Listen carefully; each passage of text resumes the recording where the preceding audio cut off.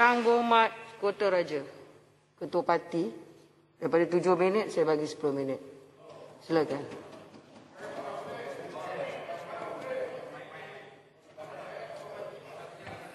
Datuk Yang di-Pertua, daripada awal lagi saya menyebut bahawa peristihan darurat ialah untuk menyelamatkan Perdana Menteri. Bukan untuk menangani COVID.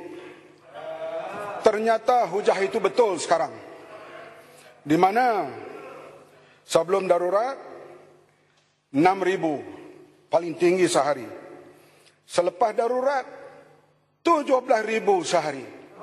Artinya peristihan darurat sia-sia. Yang untung Tan Sri Mahyudin kerana dia selamat lagi sampai sekarang. Memang bila beberapa orang di kalangan rakan mereka lompat atau tidak mengisytiharkan sokongan, maka cepat-cepat Perdana Menteri yang mengetuai kabinet menghadap Yang di-Pertuan Agong untuk memohon darurat. Darurat ini darurat menyelamatkan Perdana Menteri, bukan menyelamatkan rakyat. Sebenarnya tak perlu darurat untuk kita hadapi masalah COVID ini. Kita ada NADMA, iaitu National Disaster Management Agency. Di situ boleh dikerahkan tentera, polis, APNM, bomba, tanpa perlu peristiharan darurat. Bila kita kata darurat untuk selamatkan Perdana Menteri, orang tak percaya. Hari ini darurat ditarik senyap-senyap. Sebab kalau diundi, saya berkeyakinan pihak kerajaan akan kalah. Sebab itu ditarik secara diam-diam. Inilah yang kita lihat apa yang berlaku sekarang ini. Kita lihat bila darurat diasiharkan, melainkan kalau benar-benar perlu seperti selepas 13 Mei. Kita tahu itu amatlah penting. Bahkan darurat di Kelantan dahulu pun dipertikai. Sehingga menteri dalam kerajaan letak jawatan dan menjadi pembangkang. Datuk Asri Haji Muda dan rakan-rakannya. Darurat kali ini darurat yang langsung tidak perlu. Darurat hal keselamatan, hal kesihatan. Tapi seolah-olah Malaysia dilanda dengan satu bencana yang hebat. Sekarang, bila sudah melebihi 1 juta, dan kita boleh hadiahlah piala kepada Perdana Menteri, selepas darurat angka telah sampai 1 juta. Bukan kita gembira dengan angka ini.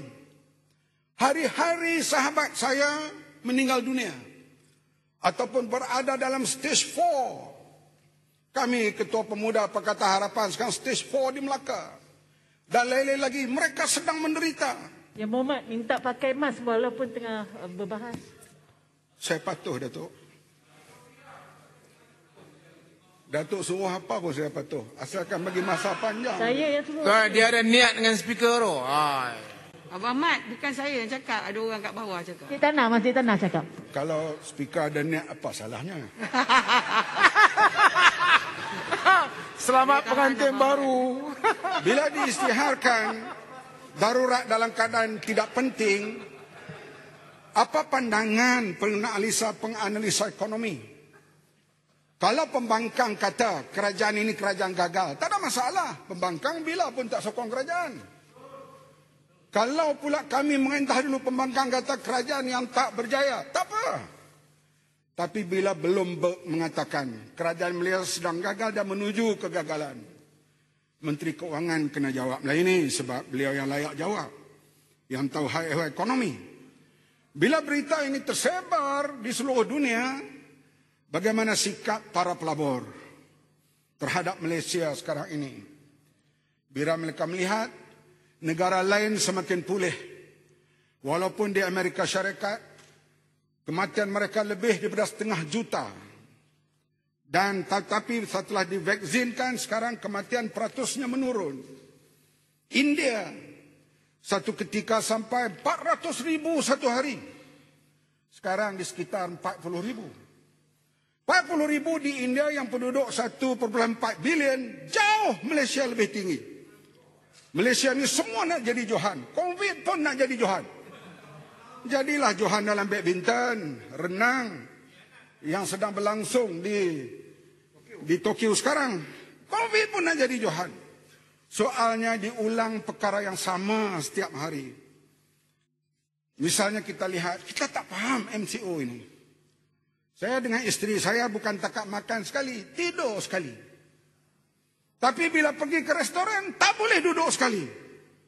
Pelik. Jadi MCO ini nak jaga siapa? Tak diberi taklimat kepada pihak polis dengan betul barangkali. Orang yang sedang memancing di tengah sawah, tak pakai mask, ditangkap dan didenda. Sedangkan banyak makhluk kayangan terlepas ataupun didenda dengan begitu rendah. Pesta makan durian berlaku di zaman MCO ini. Kalaulah orang kampung yang buat, bagaimana mereka nak melepasi ini semua? Sebab itulah kita lihat, dah kita ulang sebut itu betul, sehingga baginda yang di-Pertuan Agong dan Raja-Raja Melayu melihat politik disalahgunakan untuk menyelamatkan. Sekarang kita ada 2 Perdana Menteri. Di sini nama dia Mahyudin. Di bajunya Mahyudin. Kita ada 2 Perdana Menteri sekarang ini. Jadi kita lihat dalam keadaan ini, daripada pihak pemerintah atau pembangkang, dalam hal menghadapi penyakit ini, biarlah kita bersatu. Biarlah kita bincang secara yang betul bagaimana MCO nak dibuat. Singapura sekarang telah mengisytiharkan endemik. Artinya mereka hidup dalam suasana pandemik ini. Setelah divaksin, mereka boleh pergi ke kedai, mereka boleh pergi ke mana-mana. Hanyalah mengikut peraturan-peraturan yang disediakan. Kita di sini, Perdana Menteri kata setelah disuntik vaksin 2 kali, boleh pergi ke sana, kemari, ke sana, kemari. Bohong. Tak malu bercakap bohong setiap hari. Ini yang kita heran. Yang pentingnya karena saudara ahli parlimen di sana nak selamatkan Perdana Menteri, negara menjadi menderita. Apa perlu kita, kenapa kita tak boleh korbankan seorang untuk selamatkan Malaysia ini? Kita tak boleh berada dalam keadaan begini. Duk nafi dan kita, menteri-menteri kita bolehlah berjalan dengan mudah ke luar negara, terutama di Timur Tengah. Sebab di sana demokrasi pun tak berjalan. Tapi kalau ke negara Eropah, kita lihatlah laman-laman web menteri dibelasah, dihentam. Karena di sana mereka amat mementingkan demokrasi. Kita lihat di UK, Datuk Pengurusi, Datuk Speaker, bercium bukan salah, tak cium salah. Kalau bertemu lelaki perempuan dalam umur yang dewasa. Tapi Menteri Kesihatannya letak jawatan. Bukan salah bercium, salah kena langgar SOP. Sini cakaplah apapun. Apa tu Spanish fly ke apa, tak ada masalah. Sebab di Malaysia ini bebas. Menteri-menteri ini seolah-olah maksum. Mereka boleh buat apa saja dan rakyat melihat, rakyat menderita. Rakyat sekarang sudah hilang ingatan pada. Sudah membunuh diri, bukan main-main. Mana ada zaman saya membesar dulu dengar orang Melayu bunuh diri. Itu Menteri Agama. Sekarang orang Melayu, orang Islam dah mula bunuh diri. Bahkan mengatasi kaum yang lain. Ini bermakna suasana dah cukup panik. Tapi kita di sini datang minta kuasa, datang minta tambahan. Buat darurat, sedangkan darurat membawa kegagalan. Kalau tidak, saya kata tadi, raja-raja tidak mengambil sikap yang sebegini rupa. Kita tidak mau sampai bila-bila pun yang di-Pertuan Agong dan Raja-Raja Melayu campur dalam hal ehwal urusan parlimen. Tetapi mereka terpaksa campur kali ini karena ada Perdana Menteri yang ketegak dan degil, tak mau berhenti walaupun tak cukup sokongan. Ya, kita boleh berbelanja berbilion, boleh lulus berbilion ringgit lagi, tapi kalau keadaan sebegini rupa, kita nampak kita akan hadapi masalah lebih besar. Sebab itulah kita harap boleh buat perubahan. Memang kerajaan PH dulu dikatakan gagal, tak pandai mengentah, tak apa. Tunggu pilihan raya, hukum kerajaan PH, bukan curi di tengah jalan.